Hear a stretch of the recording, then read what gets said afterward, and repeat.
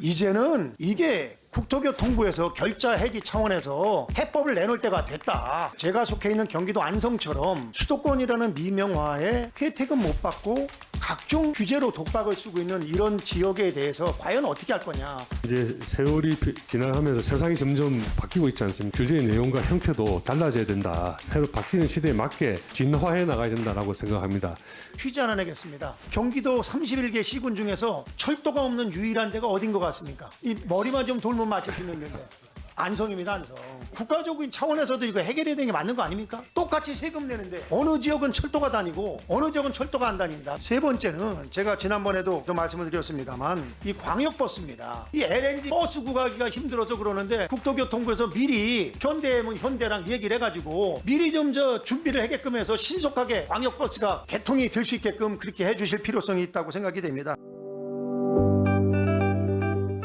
예, 김학용입니다. 우리 박상호 장관 후보자님 이렇게 좋은 자리에서 뵙게 돼서 우선 너무 반갑고 축하드립니다. 네, 감사합니다. 제가 박 장관 후보자를 오랫동안 지켜봤지만 성실하고 안정적으로 이끌어 갈 거는 분명한데 사실 저는 성실하고 안정적인 것만으로는 부족하다고 생각이 됩니다. 지금 여러 가지 시대의 변화에 맞는 새로운 사고와 그리고 혁신이 필요하다고 생각이 됩니다. 그런 관점에서 몇 가지 좀 말씀을 드리겠습니다.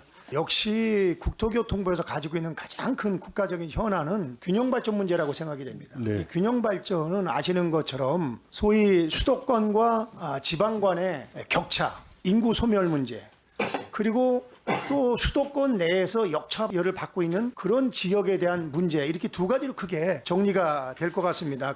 제가 속해 있는 경기도 안성처럼 수도권이라는 미명화에 혜택은 못 받고 각종 규제로 독박을 쓰고 있는 이런 지역에 대해서 과연 어떻게 할 거냐. 제 개인적인 생각으로다가는 획일적인 그 자연보존권역이라는 것이 1982년도에 만들어진 겁니다. 지금 그대로다가 하멍차사입니다. 저는 누구보다 이 현실을 잘 아는 우리 박상호 장관 후보자가 왔으니까 이제는 이게 국토교통부에서 결자 해지 차원에서 해법을 내놓을 때가 됐다. 뻔히 문제가 있는 걸 이렇게 계속 회피하는 것은 전 대한민국 국가의 직무유기라고 생각이 됩니다. 이 부분에 대해서 우리 후보자의 견해를 좀 구체적으로 좀 말씀을 해주시기 바랍니다. 네, 수도권 규제에 대해서는 정의원 의원님 오랫동안 주장해 오신 바 잘 알고 있습니다. 저도 사무관 시절부터 건물 담당해 온 적이 있어서 내용을 잘 알고 있는데요. 이제 세월이 지나가면서 세상이 점점 바뀌고 있지 않습니까? 그래서 의원님 지적하신 대로 총론적으로 규제의 내용과 형태도 달라져야 된다. 새로 바뀌는 시대에 맞게 진화해 나가야 된다라고 생각합니다. 그 키워드는 저는 다양성을 인정해 주는 데 있지 않을까라고 생각을 하고요. 근데 어떤 방법으로 이 다양성을 인정해 줄 수 있을지 하는 것은 아시겠지만 쉬운 문제가 아닙니다. 그래서 한번 그런 화두를 가지고 한번 풀어나가도록 해볼 생각이고요. 뭐 오늘 본의 아니게 또 제 지역 안성 얘기를 해서 죄송스럽습니다만 제가 그 상식적이면 알 수 있는 퀴즈 하나 내겠습니다. 경기도 31개 시군 중에서 철도가 없는 유일한 데가 어딘 것 같습니까? 이 머리만 좀 돌면 맞힐 수 있는 데인데.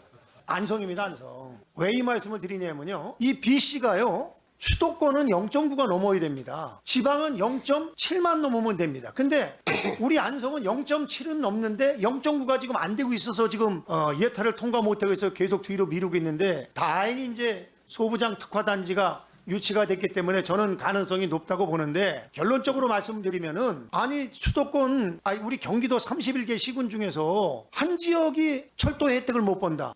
그러면 국가적인 차원에서도 이거 해결해야 되는 게 맞는 거 아닙니까? 똑같이 세금 내는데 어느 지역은 철도가 다니고 어느 지역은 철도가 안 다닌다. 그래서 그 평택에서 안성 이천 부발선이 이게 동서축의 미싱 구간입니다. 요것만 하면은 아산만에서부터 강릉까지 철도가 다 개통이 되게 돼 있습니다. 그래서 이 부분에 대해서 장관 후보자께서 좀 일단의 관심을 가지고 해결을 해 주십사 하는 그런 말씀을 드립니다. 세 번째는 제가 지난번에도 또 말씀을 드렸습니다만 이 광역버스입니다. 지금 안성에 4401 광역버스가 다니고 있는데 우리 딸내미도 얼마 전에 집에 오는데 고속버스를 안 타고 그걸 타고 왔다 그러더라고요. 그래서 추운데 고속버스 타고 오지 왜 그랬냐니까 고속버스는 오히려 표 끊기도 힘들고 가격이 비싼데 이거는 반값이면 오니까 훨씬 더 좋다는 거예요.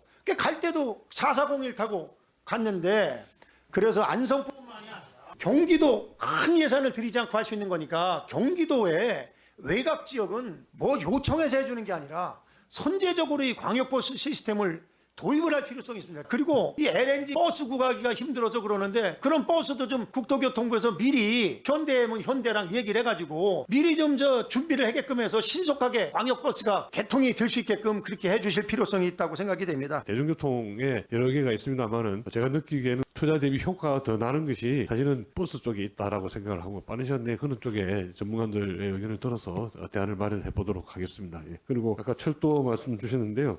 평택 안성선은 우리가 지금 아마 5차망 같은 걸 세우고 있는 것 같아요. 5차 철도망 계획을. 그런데 반영이 될 수 있는지 제가 한번 따져보도록 하겠습니다. 예.